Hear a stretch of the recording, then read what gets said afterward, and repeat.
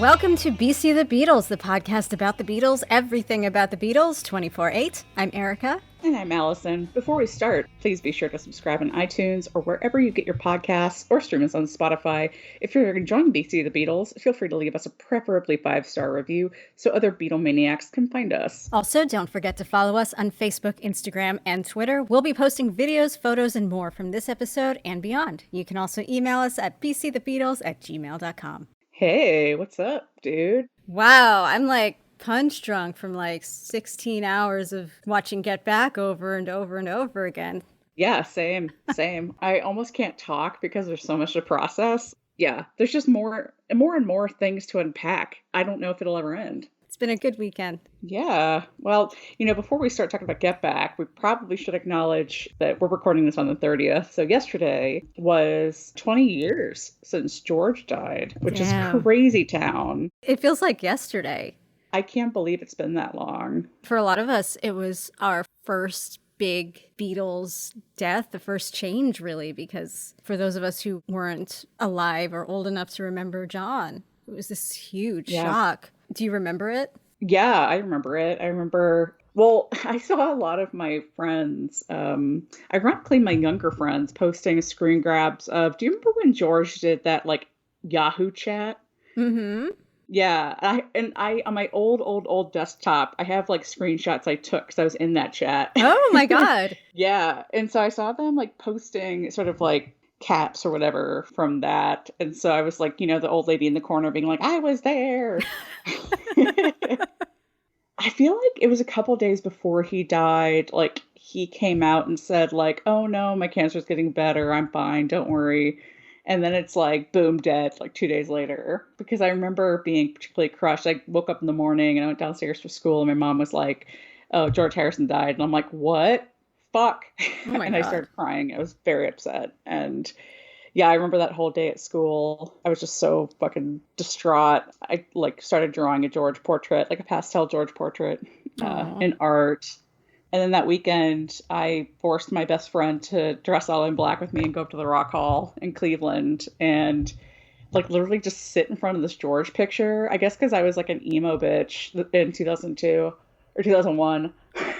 I love that. Sorry, Erin. She'll never hear this, but that was very teenager Allison of me. Were you the only people there? We were the only people, thankfully, in front of the photo being very emo teenagers. So that was a good thing. It's I can't believe my mom let me pay admission to the Rock Hall to do that. I love that. She was a saint, really. What about you? Do you remember that day? Yeah, it was kind of in the phase in my life when I was sort of not as engaged with the Beatles. I was in college, I was doing theater, I was in another country, all this stuff. But it was kind of the same as you, that I had heard he was ill, but then I heard that he was okay. I heard it on the radio because I remember I was doing my work study job and they had always played the radio during the day. And it was just announced as a thing that had just happened or something, or the first announcement. And it was total shock. I think it kind of catapulted me back into a major Beatles obsession because it was almost how did I miss this?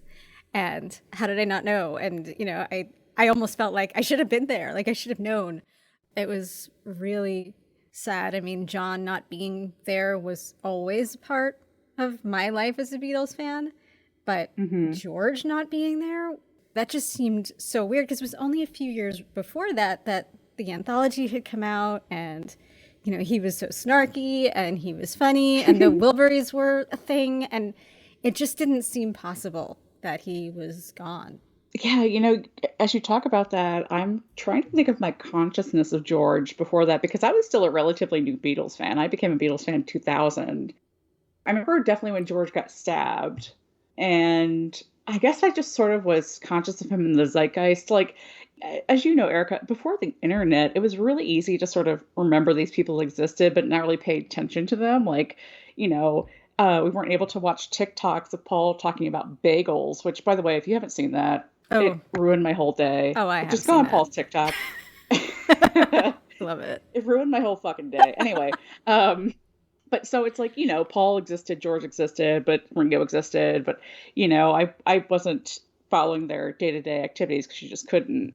So I guess, yeah, just by virtue of him being sick and then being oh no, I'm getting better. And then, oh, whoops, I died. That was maybe my context to lead up to George dying. Which, knowing more about it, I wonder why they put that out, because he was clearly on his last days, a couple of weeks Yeah. before he passed away. That wasn't really based in fact. Yeah, I'm not sure. I would be very curious to know the thinking behind that, whether it was George just being like, tell him I'm fine, so like get off my back. Like that kind of seems like George. Very possibly. But, can't believe it. It's crazy. We need to talk about Brainwashed at some point. Oh, yeah. I love that album so much. We say this every time we talk about George, that we haven't done enough George episodes. We haven't. And for any of you being like, thank you. Yeah, we're aware. We're like totally aware of this. We're also aware that we talked about doing an All Things Must Pass episode, and we haven't yet, but we should. Yeah, we have a list of stuff that we haven't done yet. Like so many George episodes, and Ringo too. We just sort of gravitate towards Paul. I wonder why. Mm. It's a real mystery as I stare at our doc with a nice picture of Paul's round ass on it. I mean, thanks, Erica. This picture's been going around and I had to save it. Yeah, I put it in our Instagram stories so y'all can see what I'm looking at, what we're looking at. Captioned, "Dat ass." It's a screenshot from Get Back, and it's a good one. Yeah, it is a good one, I must say.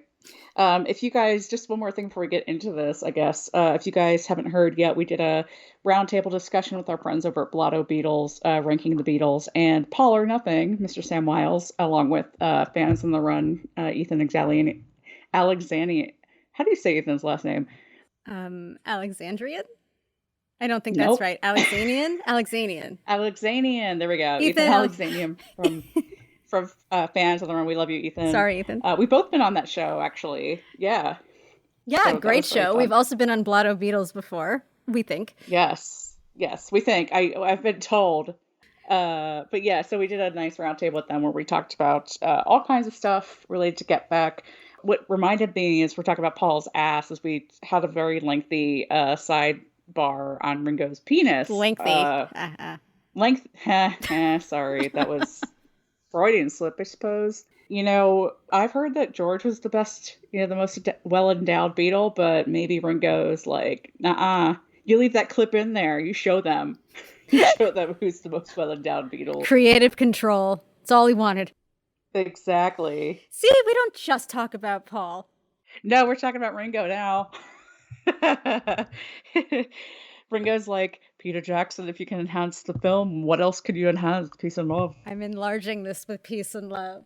Enlarging this with peace and love. I want that on a t-shirt or something. That's hilarious. Gross. Oh, Jesus. Oh, my God. Oh, that's it. That's a documentary. I think that we've given our unique perspective on Get Back, and thanks for listening to BC the Beatles. All right. Yeah, see you next time. Okay. Yeah. Oh my God. All right. Shall we get into this? Yes, we have a lot more things to talk about other than their anatomy. So let's just start off with first impressions. What did you think after the 3 days of watching this, and what were some of your standout moments? I don't even know where to start. My brain is sort of blown. I know. Yeah, I don't know. I just loved the whole process of it. I thought that was really cool. We had both seen Let It Be, but it was so different. Obviously, so much more footage, the routineness of it all. And if you keep in mind, like what things they were going through at that time, their personal lives, with John and Yoko, and certainly Paul with his new family forming, and them sort of breaking apart slowly but surely. The craziest part for me, I think, was hearing them be self-aware of it. That was a trippy part. Like, I could accept watching them do their thing, like their craft or whatever, but them talking about like moments maybe in their career where I was sort of like, hey, how do you know that? I know that because I'm a Beatles historian. Like, I didn't realize that they were aware of themselves, as crazy as that sounds. So I love those little flashbacks that they did, like even just talking about like Hamburg, which they did a lot. I was shocked how much they fucking mentioned Hamburg. But I thought it was great. I thought, like, I want to see more. I'm ready for like the expansion pack on this, PJ, for real. Well, he did say that his favorite cut was the 18-hour cut. So maybe one day we'll get it. You know what I don't want? I don't want the 18-minute Helter Skelter, and I don't care. But I do want the 18-hour cut of this. Totally agree. What's your grand takeaway? It was wonderful to see them be people. Right, like you said, talking about being in Hamburg, they made a lot of callbacks to their earlier years. And to me, it kind of put a lot of pieces, like it made them kind of click together. I always feel like, and maybe this is because of their fashion and their hair and just their changing musical tastes, like Beatle years feel so much longer than real people years. Like the difference in Totally. time between Hamburg and Let It Be feels like it's a 30-year period or something. Yeah. It almost was like, how do they remember that? It was such a long time ago. But no, it was like 6 years ago. So it kind of made the Beatles feel more like real people in some sense and really fleshed out that time and put it into perspective how much they did in such a really short period of time. On the other hand, it made them, especially Paul, seem like aliens from another dimension. Like the fact that they Yeah. have that much musicality and ideas pouring from them, and especially Paul, like it's almost like he can't stop it. Normal people can't do that. And it's just Yeah. incredible to watch them work like that. That time when you saw Get Back forming from like some bass lines in Paul's head, like really just shaping itself, almost like a sculpture, into Get Back. That was Yeah. crazy. It wasn't cut. It was Yeah. in real time, right? Like, and it was such a short amount of time that he made that happen. It's just nuts. Yeah, I went back and rewatched that today because I was just sort of like, holy shit. And I actually love the subtitles that Peter Jackson puts where he's like, Paul turns to new material. What he's coming up with now becomes the next single. And I was just like, chills, Yeah. because he's strumming his fucking bass. Like he's not even, picking stuff out. He's like treating it like he's just doing it absentmindedly and coming up with like, get back to where you once belonged. It's like, what the? It's crazy. How do people's brains do that thing? He's an alien. I don't know. I think you're right about that. And he's an alien from the future because he said a couple of things that were so prescient and almost predicted, like that thing he said about in 50 years people are going to be saying the Beatles broke up Mm, because Yoko sat on an amp. sure will. Right? It won't take that long for them to say it, Paul. Nope. But he absolutely knew. And it was great to see that that wasn't his opinion, at least not at that time. He was fine with the whole Yeah. thing. Yeah. Even in the beginning of their talks with Michael Lindsay Hogg, where he wanted to go to Tripoli and do that crazy Coliseum thing. And Paul was like, well, maybe we can have a concert here. And he even said something like, maybe the police can stop it. And it's just a couple of things throughout that was like, really? Like, you are an alien being. Okay.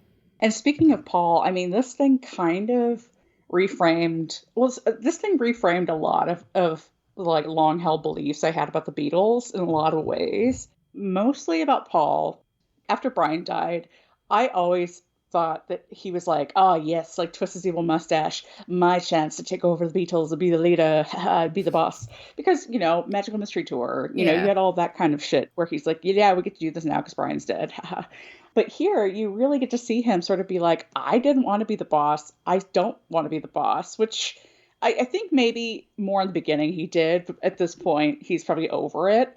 So that's why you see him sort of be like, I'm doing the work. None of you guys want to do it, basically. Like, I don't have a choice here. We have to get it done. Not so much like being dictator Paul. Now, if you ask George, he'll be like, absolutely, Paul's dictator. And I can see his point there.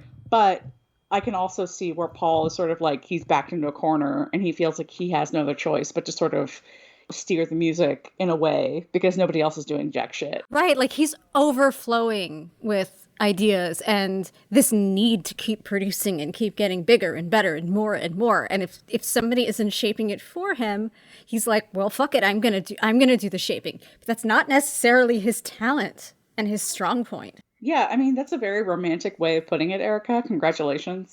I was, I more was of the mind that Paul is sort of backed up against the wall and he's just sort of like, fuck it, you guys aren't going to do it. Like, so I guess I have to, and thank God he has the ability. The way you explain it, I think absolutely in the beginning, because he just sort of needed an outlet. But perhaps at this time in their career, they're sort of forcing the future where they all split off. Certainly George is, in part 3, he talks about, doing his own album. But perhaps Paul's also sort of like, okay, I just got to get through this and then we'll see what happens. He says in part one that he already brought up a divorce, Hmm. in a meeting. Yeah, I don't know. It reframed a little bit how I think about Paul in this period and the period immediately before it. I kept thinking about give my regards to Broad Street during all of these conversations around Paul. Like, Why? because I feel like it's the same kind of thing. Like, he wants to just keep making things.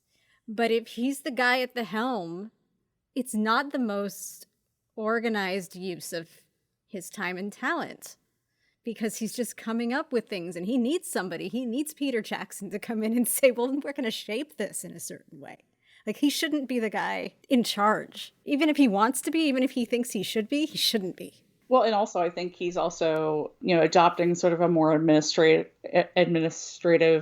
task master kind of role as well. He says, we need a daddy figure because they don't have that, since Brian is not there. They have George Martin, but he's sort of like in the background. Giles had even said that his father was hurt by it when he talked to us about it, that it was a really tough time Oh, for him. wait. That's right. Giles Martin was on our podcast. Have you heard it yet? Go listen to it. Go back and listen. It's pretty epic. Yeah, of course. I could tell. I got that vibe from George throughout the doc, where he would sort of come in when he felt like compelled to, but otherwise it was like, okay, well, you guys are kind of on your own because you kind of made me part of the wallpaper here. I felt like things really started coming into place at Savile Row, and he was a little bit more involved. And he even said something like they said they needed something, and George Martin, he was like, "I'll take care of it. I'll make it good. I'll make it work." Like, and it's just this kind of calming presence that's finally when things started to settle a little bit. And I think that he is also one of those father figures in the Beatles world. So without him and Brian, all they had was Michael Lindsay Hogg, who was clearly in over his head as far as dealing with these personalities and shaping something out of whatever they wanted to do. 100%. Well, also George got to play the big hero because Magic Alex's studio was a piece of shit, and George got to be like, well, guess what? I will come to the rescue with a bunch of equipment from EMI. Da da da da. And thank God he did. So, thank God for George Martin, man. Maybe if he hadn't stepped in, though, we would have had that lovely two-headed guitar, that rotating. What the fuck? That was like some play school shit, honestly. I was like, what? This looks like literally Fisher-Price here. Fucking Magic Alex. Magic Alex. Oh my God. Jeez. Speaking of crazy names that came up, like, Magic Alex, there were a couple of mentions that perked up my ears throughout the doc. So at one point, I think in part 3, John is sort of sparring with somebody, maybe even George Martin, where he's sort of like teasing him because they're in a little bit of a verbal play fight. And John goes, remember what happened to Bob Wooler? And I was like, what? He's bringing that up? So casual. I know. Obviously, that's a callback to Paul's 21st birthday when John got into a fist fight with Bob Wooler, when Bob asked John, how was your honeymoon with Brian? Because they'd just come back from Spain. And I was like, holy shit, I can't believe John is like referencing this. That was a very surreal moment for me. That was weird. It was also one of those like, really? That was like 30 years ago. You remember that? But no. That was forever ago. I know. That was like pre-Beatlemania, dude. Like, you still think about that? Like, that says a lot, John. There's a lot to unpack there that you still brought that up. Yeah. Yeah. Is he like subtly reminding people of his physical prowess? Is he bringing up the Brian thing? Like, what's behind this? Does he just think it's funny that he was in the papers for that? Yeah, I don't know. It obviously was a very significant thing that happened to him. Yeah. Or that he was party to. Who knows? So weird. I know. I was also very surprised, and shout out to Jim Birkenstadt, because they brought up Jimmy Nicol about 60,000 times, which was shocking to me. Also, like, another moment of like, really? That's like made that much of an impression on you? Like, they told this whole story about him checking out women from the drum kit. What is the point of bringing up Jimmy Nicol? It's just so funny. One more thing I want to mention before we move on, because it's the elephant in the room here, let's be honest. So in the part 1, they start talking about what has happened since Mr. Epstein died, which I was very upset about. But Upon, calming down and rationally thinking this out, I would like to explain why the Beatles may have said Mr. Epstein. Even though we clearly have declared, have evidence, go back and listen to our episodes where we clearly state why Brian's last name is pronounced Epstein. So his family name is Epstein. So that would make a lot of sense if the Beatles still referred to him as Epstein. Also, they might not have given a shit. That's also possible at this point in time. Could have been an inside joke. Does not change that Brian wanted his name pronounced Epstein. And also, one more thing, when we were on the Blood of Beatles podcast the other day, Sam Wiles was like, no, of course it's Epstein. Sam is British. And that is the widely used pronunciation of that last name in the UK.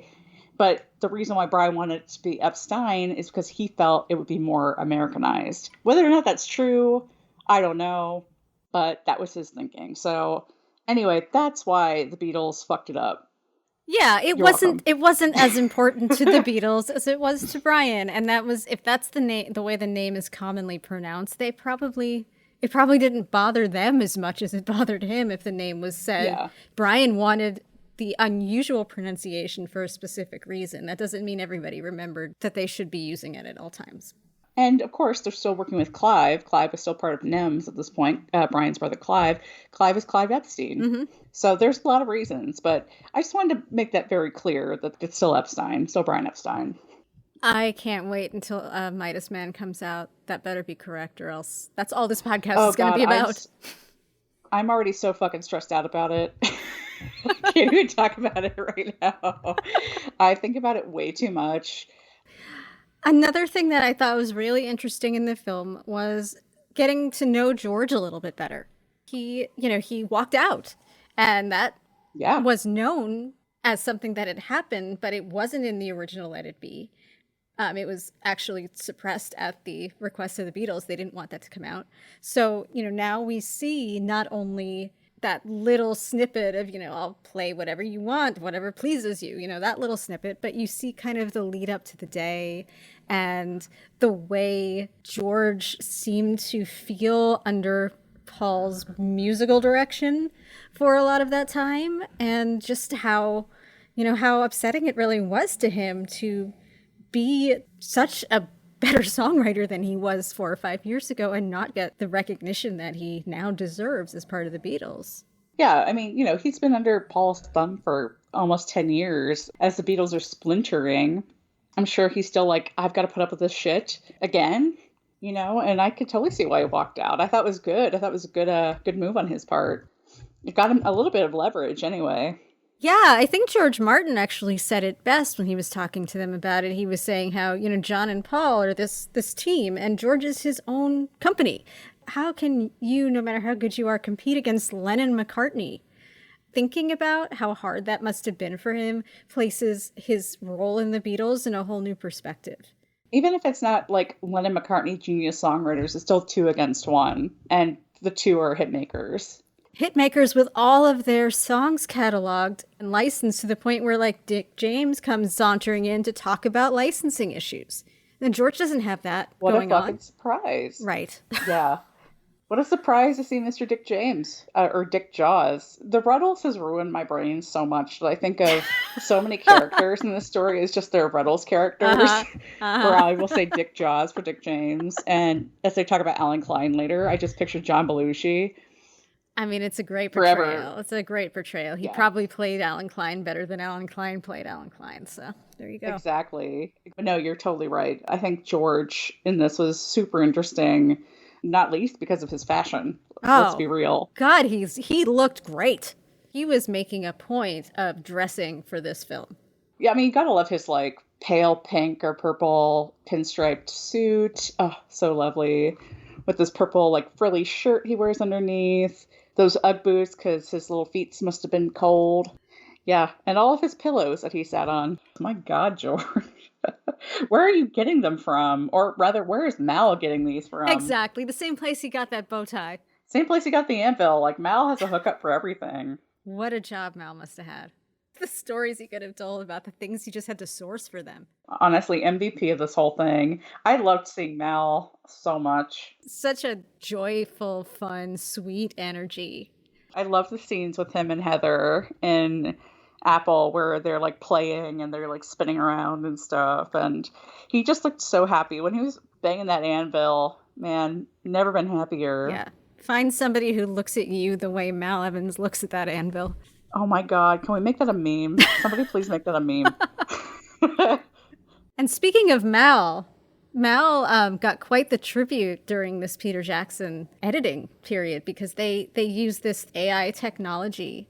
It's how they got the flower pot conversation out. It was like lifting various parts of a mono conversation so that the sound was clearer and they could hear more things. And they called their technology Mal, after Mal Evans.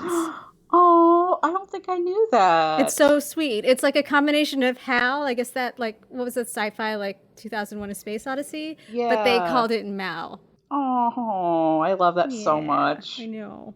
Oh, yeah.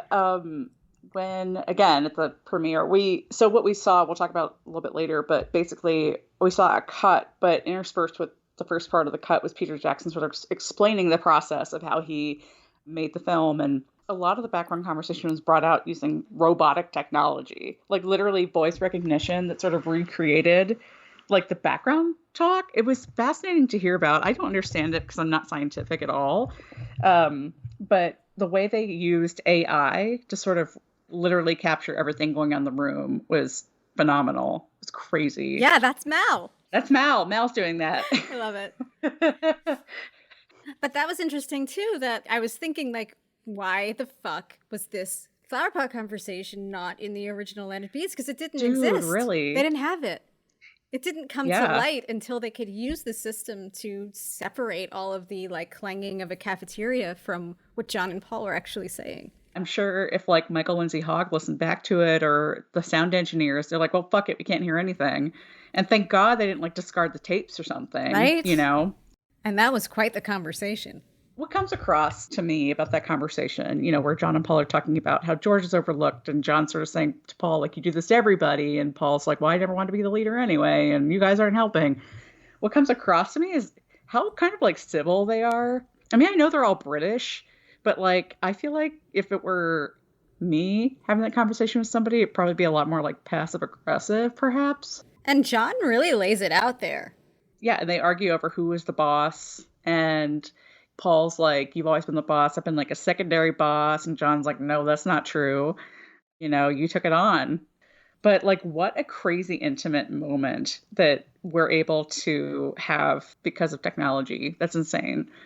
Yeah, and now it makes me wonder, what else could we go back and unearth with this technology? What other recording sessions? Because they never deleted anything at Abbey Road after a certain period. There's got to be a lot more out there. I mean, if Peter Jackson's not totally sick of this shit by now, like, I'm sure he could go in there and have a field day. Peter Jackson was like the perfect person for this project because he's such an intense nerd. And he loves technology, but he also loves history, and he doesn't have any problem with making things super long. Like, all of his previous work kind of builds up to, yes, you're the perfect person to make exactly this thing. Another interesting part of this narrative was the way they reframed the story of Yoko. It was really interesting. Definitely. She was almost silent the entire time. She was there every day, but she was barely speaking.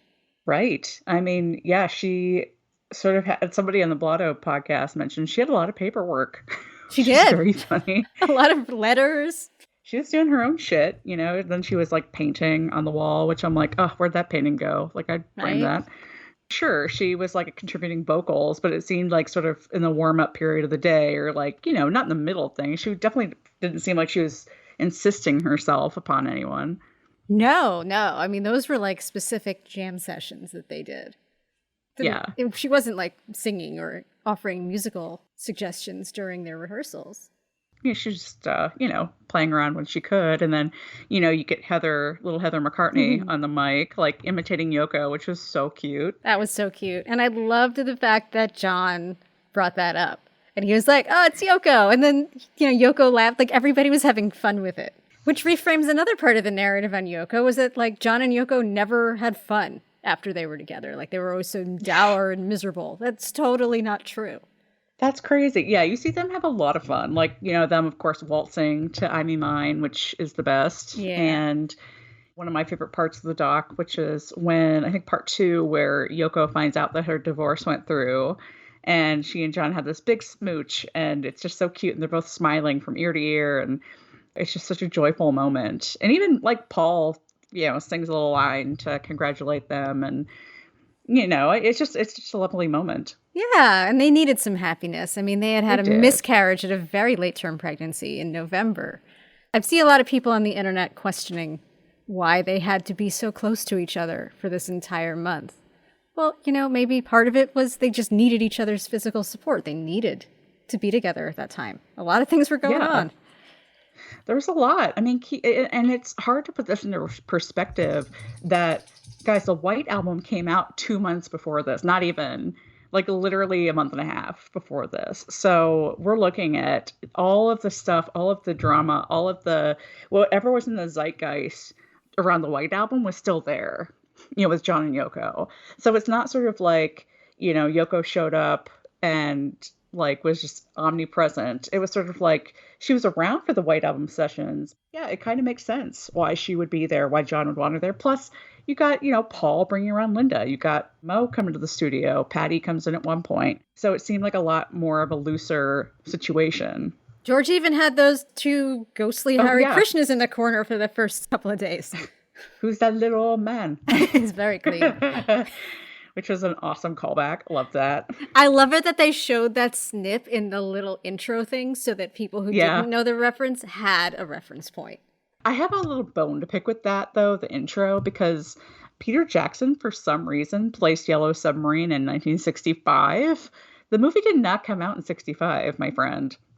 No, that was incorrect too. And it was also, I think, incorrect that George was 13 when he joined the band. He was already 14. He was definitely 14. So there were a couple things where I was like, that's a little off. How'd that get past Apple? Yeah, there are a few things. I mean, maybe there's some way to argue that those things were true under the right circumstances if you argued it a certain way.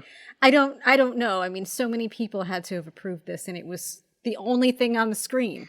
Yeah, well, John didn't meet Paul until George was already 14. So Yeah, I don't know. There were a couple of very strange things, and I wonder if they just kind of put that there to make the story feel a little bit more cohesive.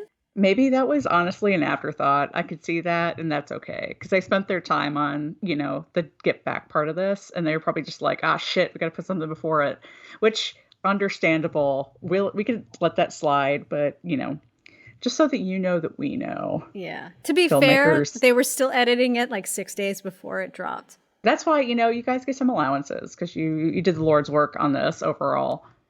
Well, speaking of some of the early days, I loved that they brought up some of the ancient Lennon-McCartney compositions, where they talked about sitting, of course, the tale as old as time, sitting in Paul's living room in front of the fireplace, John and Paul playing to each other, writing songs.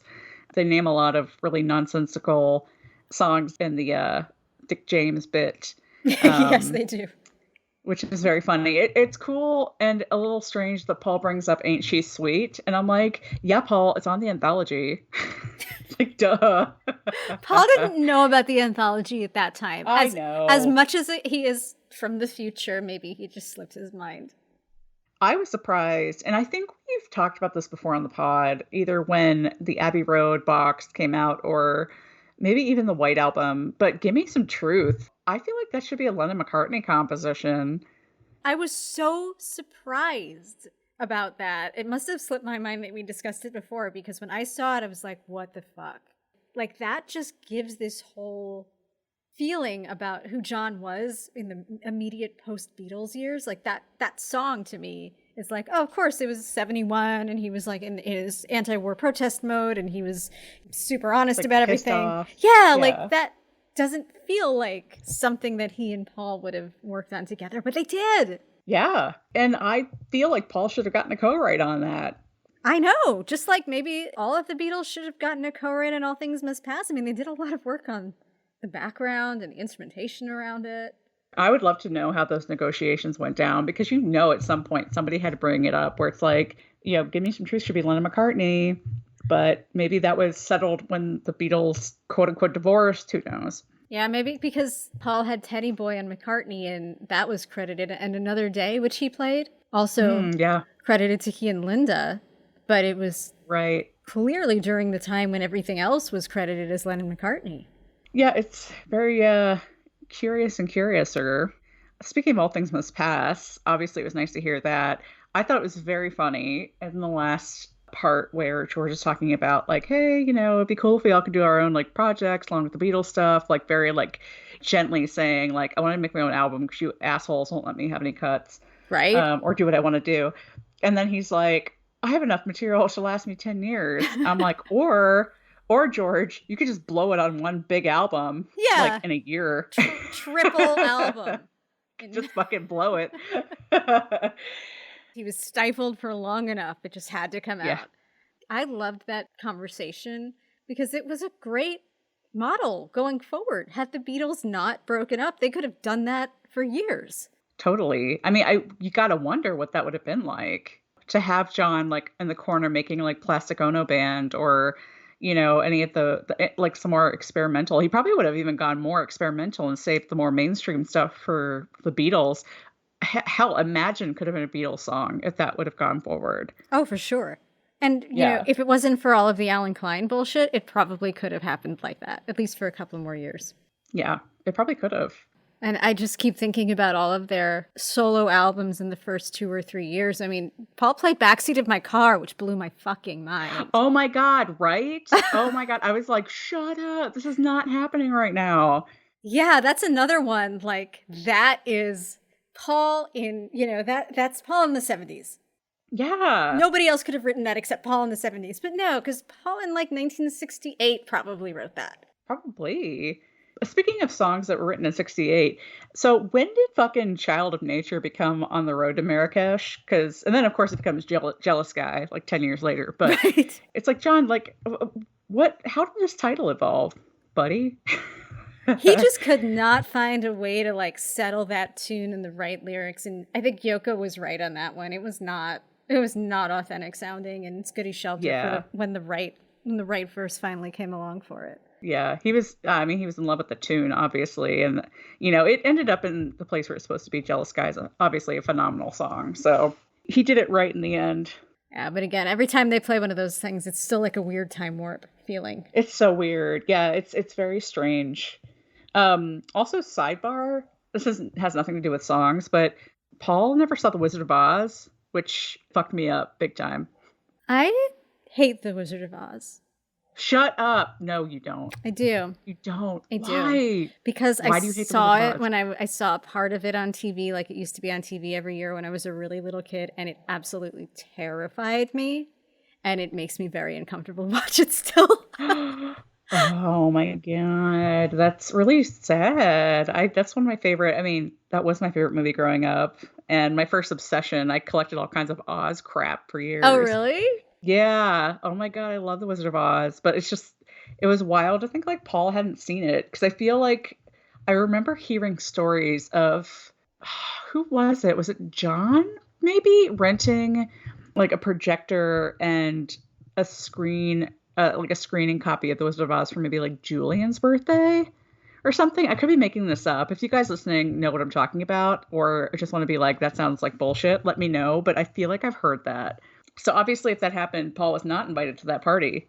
Yeah. Maybe he was mad that he wrote Hey Jude. Maybe. Huh. Anyway, Erica's hates The Wizard of Oz, so I moving find on. it terrifying. I don't hate it, but I That's find it scary crazy. as fuck.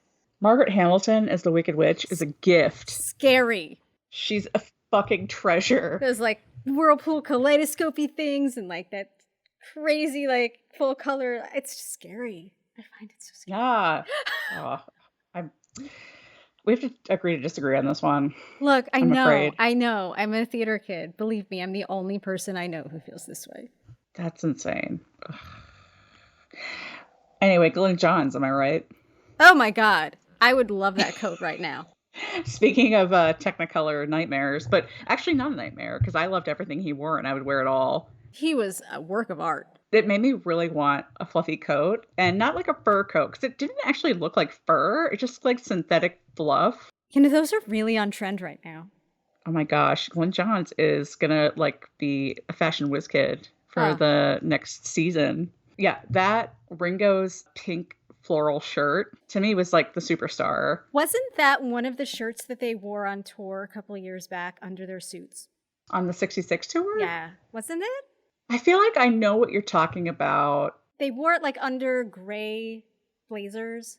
The gray pinstripe suits. Yeah. Like they wore at the Budokan. Or the Mhm. Budokan. Did they wear this as Budokan? I think they wore black suits with velvet lapels at the Budokan. Or am I nuts? I mean, I'm definitely crazy. I'm not sure.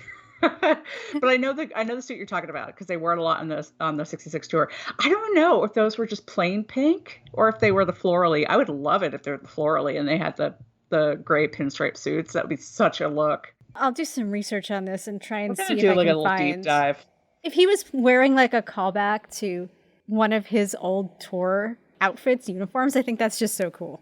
Ringo, I think overall his fashion in this was the best. Well, Ringo's Yeah, really coming into his own because I think that his most attractive period ever was the Abbey Road period. So he's really getting like he's right on the precipice of being the hottest Ringo of all the Ringos right now.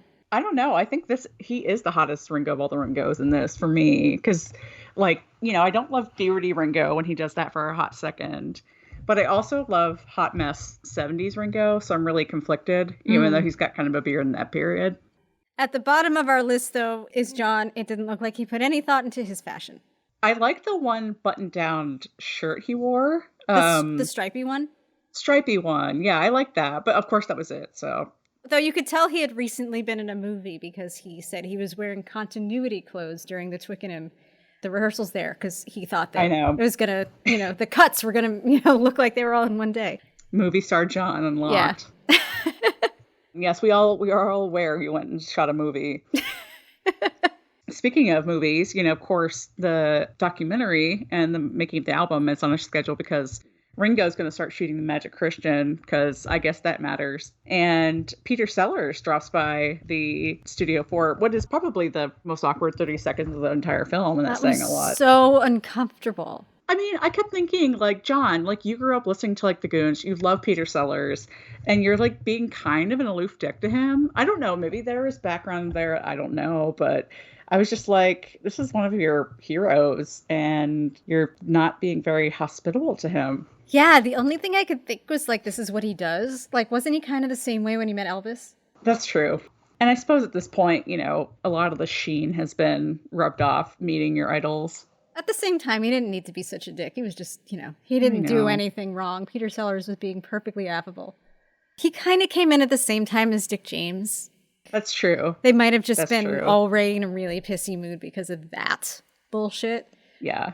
The Twickenham cameos were a little odd, but I did enjoy seeing Neil Aspinall always. Yep. I enjoyed seeing Peter Brown pop in and out throughout the thing. I think he finally got his little title card on the roof, maybe. Right Maybe before the roof. that. Yeah, like 20 minutes before the roof, he and Yoko were having a conversation. I know. I was like, oh, now you're going to tell us that's Peter Brown. Thank you. Right. And of course, Dennis O'Dell, head of Apple Films. Robert Fraser comes in. Robert Fraser Art Gallery looms large in the Beatles legend. Yes. We get to see tape operator Alan Parsons, the famous Alan Parsons, Yes. That was doing his thing. interesting. Never thought of him Yeah. as involved in this project. Yeah, he worked with Apple for a little bit. And our sweet baby, Chris Thomas, looking like a little Aw, angel. I know. Oh, I miss him. Erica and I hung out with Chris a bit at the White Album Symposium in 2018. He was just a sweetheart. Really was one of the best Beatles events ever. That symposium. Fucking epic. And Chris was a part of it. We got to hang out with him and have some drinks one night. And he was Lots just of fun. such a lovely guy. Yeah. Lots of fun. And another guest star, the guest star, I guess, is Billy Preston. Oh, yeah. God, we haven't even talked about Billy Preston yet. Jesus Christ. Talk about the tides turning. It's like everything. The mood just like went when Billy got there. That man was a ray of sunshine. Oh my God. His beautiful little smile the whole time. He was Yeah. so happy to be there. Did you see that one moment when he was on the keyboard and it focused in on Paul, who just had this look like, holy fucking shit, we've got it. Like, this guy's Yeah. so good. Like, I've never seen Paul look so just starstruck. Paul's probably like, thank Christ, like somebody I don't have to explain everything to. Because that's how I think Paul thinks in this moment. I don't know. I think he was thoroughly just like overwhelmed by how good he was. How he just hopped on those keys and made that song come to life. He was such an intuitive keyboard player. It was unreal how he just got on there and like ripped right into those keyboard parts that we all know and love from those songs. Yeah, and I don't know how long he'd been there before, but the film gave us the impression that he just was kind of there and he just launched into that stuff without planning. Yeah, where he was like there, you know, in England playing for Lulu or something. The narrative is different from the narrative I've heard before about how he ended up in the studio. But I'm not sure if that was creative storytelling, because one of the title cards on the documentary basically said Billy Preston stopped by to say hi, and then he was kind of asked to stay. Yeah, what had you heard before? Well, I'd heard before that George had come into contact with him a few days before and wanted to bring him in as kind of a calming influence and to keep the Beatles on their best behavior with just a new energy in the room, and that it was kind of planned. Oh, I could see that. So I don't know what the real story is, because they were pretty definitive about this was totally not planned at all, and he was just coming to say hey. That's interesting. I mean, that's one of those things where, you know, question I asked myself through this whole thing is, you know, would the whole documentary been different had George and John been involved? You know, is that one of the things where George had been like, well, actually, guys, I asked Billy to come. It really did make it seem like, oh gosh, this was just a lucky, you know, coincidence or whatever that Billy just happened to be here. And they had been talking about him the whole time, where it's like, oh, Ray Charles organist, you know, Billy Preston, he just, you know, does it all. Ray just does the piano. And they teed it up sort of like, you know, oh, I wish we had just one person to play piano the whole time. And I'm like, wow, guys, it's almost like you're making a movie. Right. And you're going to find somebody to play piano.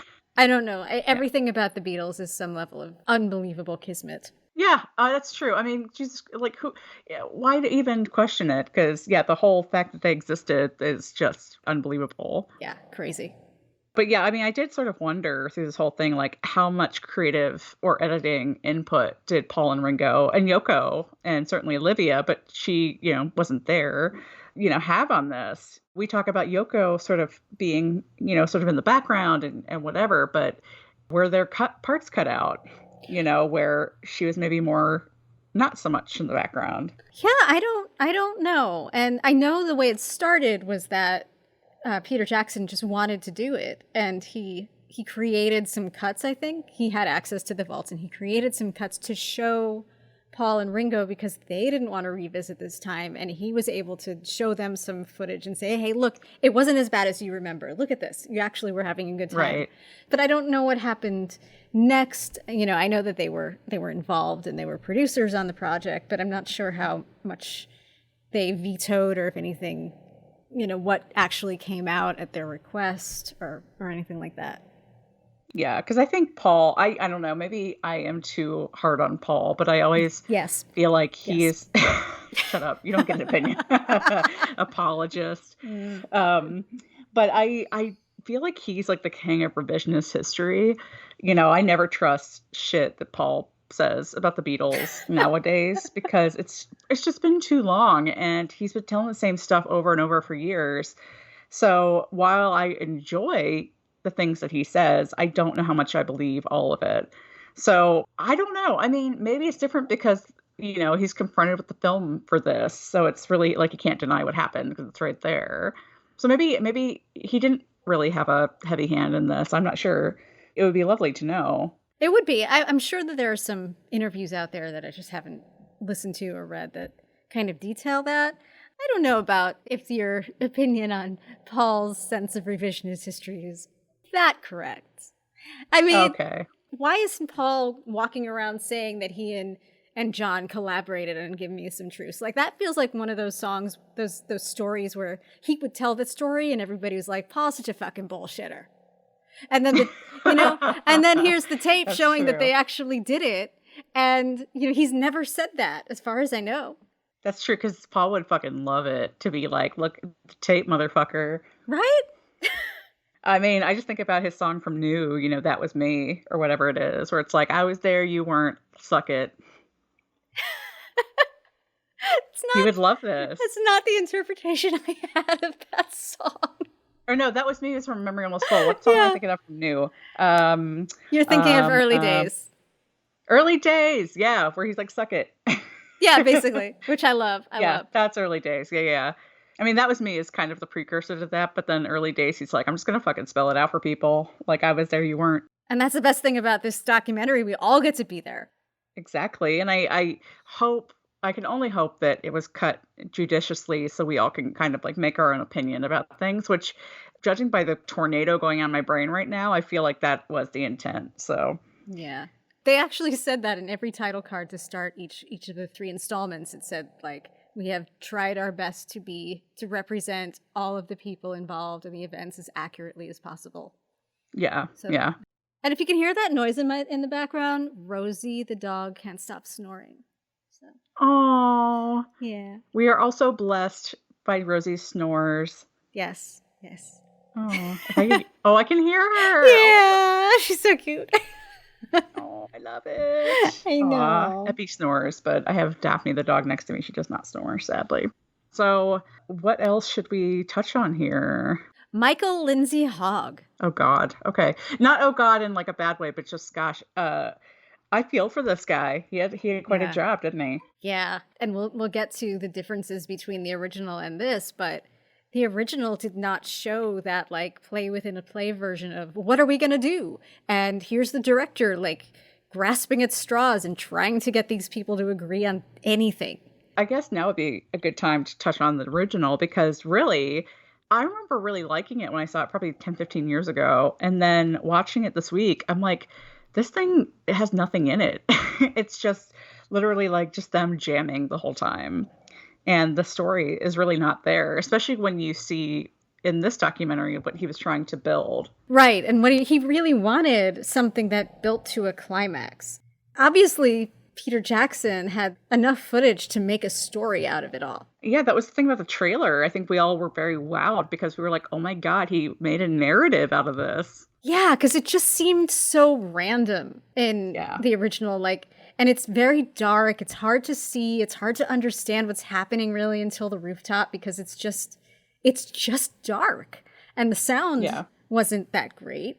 There was just no way to grasp it a through line in that original version. Yeah.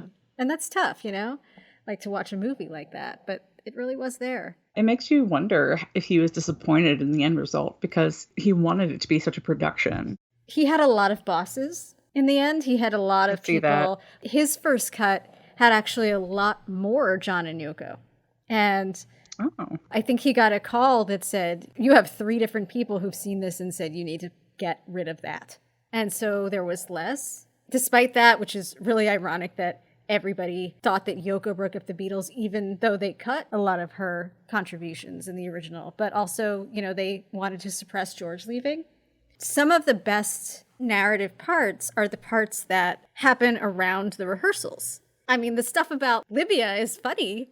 It's, it's a ridiculous situation that he wanted to do that. But the fact that they were trying to figure out how to make a climax to the show, that's a big plot point in this process that maybe they, because he wanted to do that like cinema verite style, fly on the wall. So maybe showing the director and showing the Beatles talking about the process of the film didn't fit with that. Because that makes the audience aware that the subjects are aware that a film is happening. So maybe that's part of the reason why they didn't want to go in that direction. But that's some of the most interesting stuff.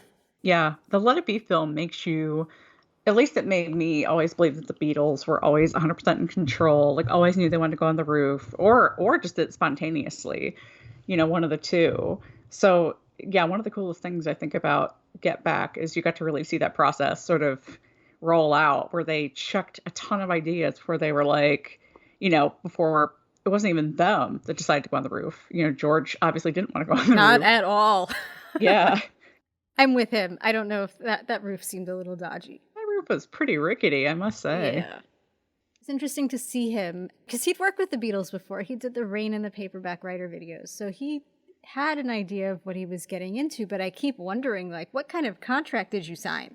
Oh my gosh, right? Like, I feel like there should have been something put into writing before you started this process and got a studio and got the Beatles for a month. How did this Yeah. happen? Some sort of plan. Yeah. Yeah, I mean, he definitely had a rider for an unlimited supply of cigars, that's for sure. Oh my God. Okay, so I love Paul, right? But No, I didn't know that. him smoking those cigars is the most pretentious fucking thing. I wanted to smack it out of his mouth. Oh my God. You guys, you guys heard it, right? I mean, I just heard that. She called Paul pretentious. I hated it. But luckily, I've never seen him do that before or since. Just blame it on Michael Lindsay Hogg, because it was probably one of those things where Paul was like, okay, I'm craving a cigar because you're smoking them in my face. Ugh. So yeah, I guess, wrapping up our thoughts about Get Back for now, at least. As I said, I went to the premiere here in LA. We got to see a slightly different cut of the rooftop concert. We did get to see the full thing, but I felt like there were more scenes with the Bobbies, which obviously was a highlight of the whole damn thing, is the cops. It's like Keystone Cops trying to get them off the roof. And, just an assortment of clips. But, it was really good to see it all put together, like, pretty concisely. It was like a 110-minute cut of the entire thing. Is that how they presented it? I think it was like an hour and a half or 120, something like that. And it was Yeah. mostly the rooftop, or did they condense the whole story of the 3 nights? First half was just Peter Jackson sort of talking you through it with examples and just random scenes. Then he showed us an entire day, which I believe is day 18. And then the grand finale was, the entire day of the rooftop. Seeing that on the big screen was breathtaking. Oh, I bet. I kept saying, but my cheeks hurt so bad from smiling the whole time. It was just, it was crazy. It was awesome. You were watching it with a bunch of cool primary Beatle people, right? Like Stella was there and Sean, right? Yeah. Stella and Sean and Julian were there, which I didn't really get to see Stella that well. I've never seen her in person, so I sort of just saw her in the audience. But afterwards I spoke to Sean for a hot second because like a million years ago in New York City when I was in grad school, I almost interned for him when he was starting his music company. I knew he wouldn't remember that, but I sort of wanted to say like, hey, congratulations, and this is amazing. And so, I basically was just like, reminded him how we'd met before and talked about the film for a second. And I was like, what did you think? And he's like, dude, I was so teary. Aww. And I'm like, me too. And I can't imagine what it's like, to see that footage. I'm sure he's seen it before, but, of his mom and his dad and in their early days and all of that lovely stuff. So it was cool to see him. And Julian was there with him, which is special. I didn't get to talk to Julian. I'd met him sort of before. He's around in LA. So it was great. And we got free popcorn. Nice. That's a winner. Yeah. And a totally different cut of the rooftop. Well, almost different. It was an honor to go, and it was really special. And I heard Julian say later that it made him see his dad in a whole new light, like revisit what he thought of his relationship. Yeah. Like he was really moved by it too.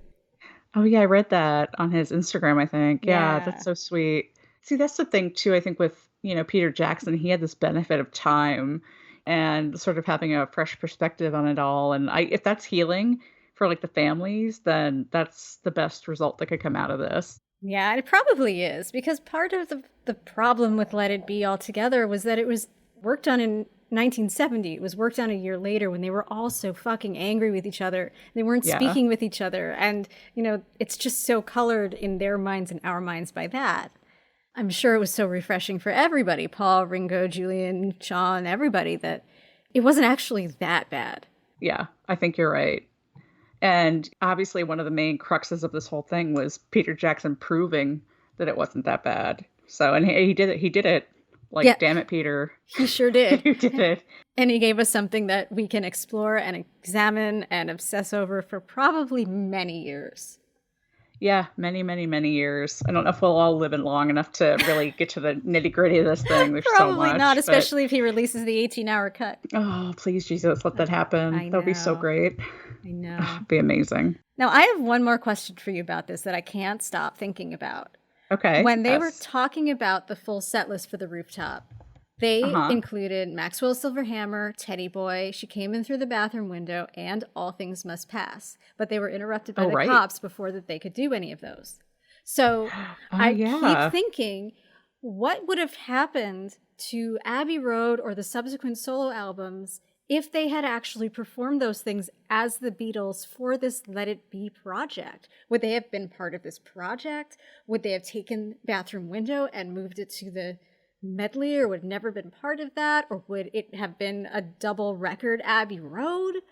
All Things Must Pass was the title album of George's solo? Like, what would have happened? That's such a good point. I didn't even think about that they got cut off before they could do them. I mean, who knows? Like, if they would have gotten moved to this album or gotten cut or whatever, we would have never known the difference. I know. Perhaps some of these songs that were included on the Let It Be album were intended for Abbey Road, and we don't know. We don't know the difference. So I didn't see an anvil up there, so I can only imagine that Maxwell's sort of got axed because Mal would have certainly had his moment in the spotlight. Probably. Oh, wow. He's like, I was born ready for this. But that's a good point, Erica. So if you write fanfic, please do an There you alternate go. universe version of what would have happened, because I need to know. Yeah, go down that rabbit hole for us and let us know where you come out the other side. So, wow. I mean, there's so much more to talk about, but I think we've done a pretty good job of covering what we can process right now. Yeah. Yes, exactly. That was a pretty decent brain dump for how many, like 72 hours after this thing. Well, we're going to end this episode, as we always do, with our latest Beatles obsession. And Erica, I'm going to let you go first. There's this store called Mod Shoes. It's a British clothing and shoe site, and if you haven't been there, you need to be there because they make mod shoes and mod clothing for men and for women, and the shoes are absolutely to die for. They also do this icon series where they make replicas of clothes that some famous British icons wore. Like they have Brian Wilson on there. They have, I think, Noel Gallagher. They have a couple of other like famous British musicians. And they have a couple of Beatles replicas. And one of the ones that they recently created was a replica of that striped button-down blue stripy shirt that John wore in Get Back. They said they saw it in one of the promos a few months ago, and they sourced the fabric so that they could have it ready in time for this. So, yeah, so you can get that shirt, a total, That's awesome. like a total replica of that shirt. Plus, there's a couple of other Beatles-inspired pieces, like that red and white, like Where's Waldo-y shirt that Ringo has worn, I think, in Help. And there's that blue polka dot button-down shirt with a white collar and cuffs that I think Paul maybe wore during the Revolver sessions. I'm not sure, but it's definitely like a Paul staple. Sadly, and I don't understand why, there are not any George pieces yet. Come on, guys, get on that. He wore so many cool things. Oh my God, come on. So many good ones. But yeah, modshoes.co.uk. The shoes are incredible. The John Lennon shirt is the icing on the cake. Come for the shoes, stay for the Beatles replica clothing. Seriously. What are you obsessed with this week? Well, just to piggyback on that really quick, as we're recording, I get a text from a friend about a company called Cellophane Flowers Inspired Costumes on Facebook. I don't know if they have a website. It looks like they're on Instagram, perhaps, but they are making a replica. It looks like they're making replicas of that fucking awesome Ringo floral pink shirt. Yeah, I'm so excited. Oh my gosh, they make Sgt. Pepper Christmas stockings? Shut up. Okay, all right. This needs more investigation, but let me get to my obsession, which is not this, but it will be this now. So I am super duper excited because earlier this month we've had a little bit of a break, but on I think the 5th or so of November, it was announced that finally, after so many, like it seems like years of crowdfunding and campaigning and petitions and all this kind of stuff, Brian Epstein is finally going to get his statue in Liverpool. I'm so excited. Yay. I cannot wait. I'm going to go and just hug it and never let it go forever. And it's being sculpted by the same person who did the awesome Beatles sculpture at Pier Head, sort of on the docks on the Mersey River. His name is Andy Edwards. They're fantastic. They are. I'm not sure if he did the Scylla sculpture on Matthew Street, but I wouldn't be surprised. And for placement, I'd heard they were going to try to maybe place it by the Beatles sculptures at Pier Head, but they're going to try to put it on Whitechapel, which is a thoroughfare where, you can only walk, there's no cars allowed. But that was where the big NEMS store was in downtown Liverpool. And that's where Brian walked from that NEMS location to the cavern when he discovered the Beatles. So it'll depict him making that walk. So that'll be Oh. very exciting. I'm like getting chills thinking about it. And even more exciting, it'll be the very first sculpture in Liverpool of an LGBTQ plus figure. Yes. So big moment. And that is awesome. And I am so excited. And I can't wait to go and see it and just like worship it and bring it offerings. And just basically my life will revolve around it now. And I'm very excited for that. That is incredible. I hope he's wearing a really nice cravat and a scarf. Oh my God, what if they sculpt his little polka dots into his little scarf? Oh, they have to. They have to. He was synonymous with Oh polka my dots. God. I know. I hope so. I love it. I'm so excited. So yeah, that was such a beautiful day. I got like, my phone was blowing up all day of people sending me the articles, and I was just like, keep them coming. I'm so excited. Oh, I love it. Do they have a target completion date? I don't think so. I think it's actually still needs to be approved. Not so much the statue itself, but I think just where they're going to put it. I think they just need to approve where it's going to go. And I'm not sure where they are on the actual sculpting of it. I know that there have been models made up and there have been like, prototypes, but I'm not sure if the real actual, I think probably bronze sculpture has been made or not yet. That's so exciting. Oh my God. I know. I'm so excited. There are so many things to do in Liverpool that were not there the last time I know I was there. And I'm sure the last time you were there too. So I cannot wait to be able to go.